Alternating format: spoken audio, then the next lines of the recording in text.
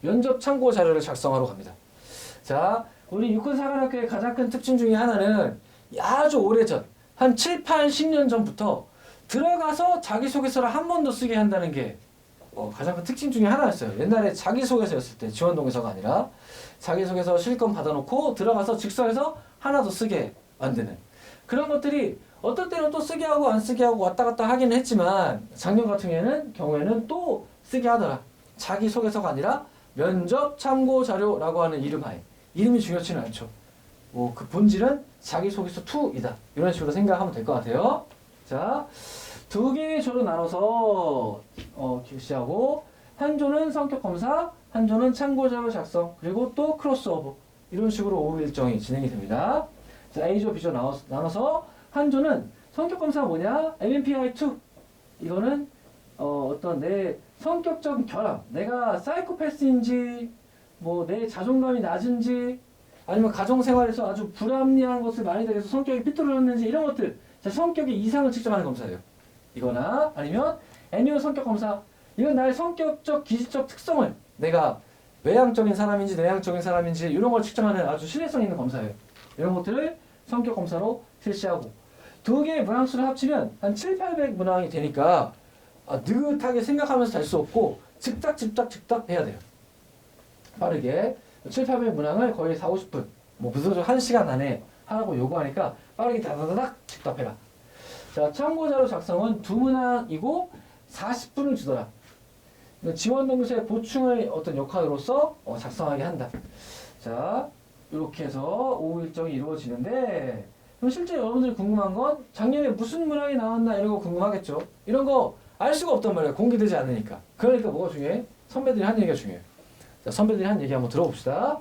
자, 이때 체력 검정 후에 양지관 탁구장에서 다시 모여서 환복하고 대기하는데 이때 대기하면서 내가 앞조에서 일찍 끝났다면 들어와서 여기 샤워장에서 샤워까지도 할 수 있었대.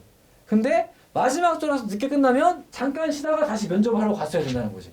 자, 이어서 또 한 가지 이유가 있네. 첫째 날 일찍 사관학교 육사에 가야 될 또 한 가지 이유가 있네요. 그쵸? 체력 검정 할 때도 유리하고 체력 검정 끝나고 나서 그 다음에 면접 참고자료 작성할 때도 좀 더 한숨 돌리고 샤워까지 하고 할 수 있어요. 자기가 뭘 쓸지 한번 생각해 볼 수 있게. 그쵸? 그러니까 첫째 날 길을 쓰고 좀 일찍 가자. 자, 첫째 날 여기 샤워도 가능하다. 자, 이렇게 탁구장 양지관에 모여 있다가 서해관에서 가까운 양지관 걸어서 이동해서 했다가 충무관으로 다시 가서 이 충무관에서 락커에 다시 짐 넣고 그 다음에 점심 식사를 간단하게 합니다. 자, 공통적으로 얘기하는 건 서브웨이 플러스 콜라 먹었다. 이렇게 선배들 얘기하더라고요. 근데 또 재작년에도 서브웨이 먹었대. 그러니까 올해도 또 서브웨이 먹을 수도 있겠네요. 어쨌든. 자, 그래서 조를 나눈 뒤에 한 팀은 세미나실에서 또 한 팀은 컴퓨터실에서. 세미나실에서는 컴퓨터용 사인펜으로 요 검사. 성격 검사를 하고 컴퓨터실에서는 노트북을 활용해서 자기가 글로 이렇게 연필로 쓰는 게 아니라 노트북을 활용해서 면접 참고 자료를 작성한다. 그리고 다 끝나면 크로스오버. 자, 이런 식으로 A to Z 이러한 구체적 과정으로 이 검증이 이루어져요. 자, 선배들이 한 얘기 조금 더 한번 들어봅시다. 면접 참고 자료 관련해서. 자, 인성검사 문항수가 너무 많아서 생각하면 시간 내에 못한다. 즉답해라. 다만 즉답하되 솔직히 말해서 나중에 그에 관련된 질문이 나왔을 때 내가 내 생각대로 얘기를 해도 성적검사 검사와 내용이 배치되지 않도록 하는 게 중요하다. 자, 이건 특히나 어떤 얘기를 했냐면 조금 집중해서 막 문제를 풀다 보면 약간 문제들이 반복되는 느낌이 들고 내가 계속 이렇게 달았으니까 나 성격 외향적으로 나오는 거 아니야? 내향적으로 나오는 거 아니야? 이런 느낌이 좀 든다는 거죠. 그럼 그거를 좀 잘 기억하고 있다가 자신의 성격 성향이 어떻게 나올지를 좀 잘 생각하고 있다가 나중에 면접관이 물어보면 그에 맞춰서 좀 대답을 했으면 좋겠다. 왜냐하면 검사에서는 내가 되게 내향적이란 사람으로 나왔는데 막상 너 성격이 어때? 이렇게 물어봤더니 저는 아주 활기차고 외향적이에요. 이렇게 얘기하면 아닌데? 하면서 킬러 퀘스천이 막 들어온다는 거죠. 그걸 피하기 위해서 그렇죠? 일관된 얘기를 해주는 게 중요하다. 애니오 성격 검사나 이런 것들은 자기가 답을 꾸며서 했다는 것까지 검증 가능한 신뢰성이 높은 검사이기 때문에 굳이 속이려고 하지 말아라. 다만 일관되게만 얘기하면 그거 갖고 점수 깎이지는 않는다. 이렇게 생각해줬으면 좋겠다. 그렇게 또 조언들을 해줬다. 이것을 기억해 주시고 자, 면접 참고자를 작성할 때도 생각보다 시간이 많이 걸리더라.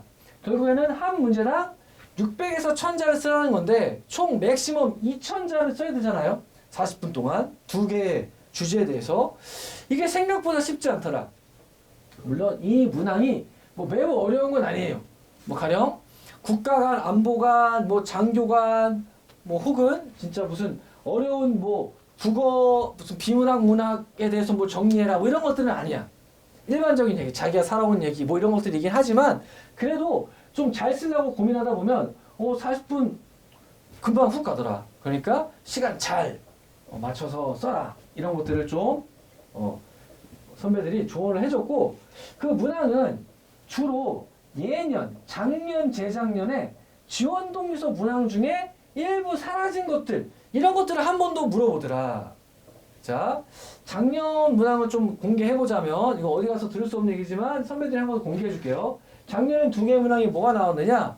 자, 첫 번째 문항은 자신의 성격의 장단점은 무엇이고 자신이 힘든 일을 어떻게 극복했는지를 써라. 이런 유의 문제가 하나가 나왔고, 두 번째 문항은 학업적 혹은 비학업적으로 자신의 역량을 증명할 수 있는 것들에 대해서 아주 구체적 단서를 달아서 써라. 구체적 근거를 달아서 써라. 이런 두 개의 문항이 나왔대. 근데 사실 우리가 사관 입시를 쭉 봐왔던 사람이라고 하면 이 두 개의 문항은 사실 언제 문항이랑 똑같냐? 그 재작년에 지원동의서에 있던 문항이랑 똑같아요. 지원동의서 문항이 사관학교가 조금씩 변하는데 재작년에 사라진 문항, 그 작년에 지원동의서 썼을 때 재작년에 있던 것 중에 작년에 사라진 문항을 쓰게 했어요. 그렇죠? 그러게 올해도 만약에 계속된다라고 하면, 자, 올해하고 작년에 지원동의서 문항을 두 개를 같이 본 수험생이 있을지 모르겠는데 없어진 게 하나 있죠. 지원동의서 2번 문항에 원래는 본인의 가치관을 쓰고 자신의 앞으로의 향후 계획을 써라. 이게 2번 문항이었는데 재작년에는, 올해 문항에서는 자신의 사관학교 입학해서 뭐 할지 향후 계획을 써라만 있어. 뭐가 빠졌다? 작년과 달려서 빠진 거는 본인의 가치관, 안보관, 국가관이 어떤지를 써라가 올해 지원동의서는 빠졌다는 거죠. 만약에 그 추리가 왔다면 그러면 올해는 지원동의서 2차 쓸어가서 지원동의서 말고 2차 면접 참고자로 쓸어갔을 때 자신이 생각하는 국가관이나 안보관 이런 것들에 대한 것이 이제 나올 수도 있죠. 그 주제가 좀 어렵긴 해서 안 나올 수도 있긴 하지만 혹시나 그것도 나오면 좀 쓸 수 있게끔 준비해 간다면 나쁠 거 하나 없지 않느냐. 그렇죠? 뭐 그런 추세가 있다. 작년에 나왔던 문항도 잘 준비해 가고, 그다음에 올해 사라졌던 지원동에서 사라진 어떤 안보관 이슈에 대한 것들, 이런 것들도 한번 생각을 하고 갔으면 좋겠다. 그 어차피 또 저기 면접에서도 나오거든요, 사실은. 자, 이렇게 모두 다 끝나고 나면 대략 교차에서 면접 참고 자료 플러스 검사까지 다 끝나고 나면 대략 오후 4시경 되고, 아까도 말씀드렸지만 이때 사관학교 안에서 자유시간을 갖고 저녁 먹고 자는 게 아니라 이때 이제 귀가를 시킨다. 그 근처에서 자야 된다. 자, 1차 일정 이렇게 마무리가 됩니다. 참고자료 작성까지.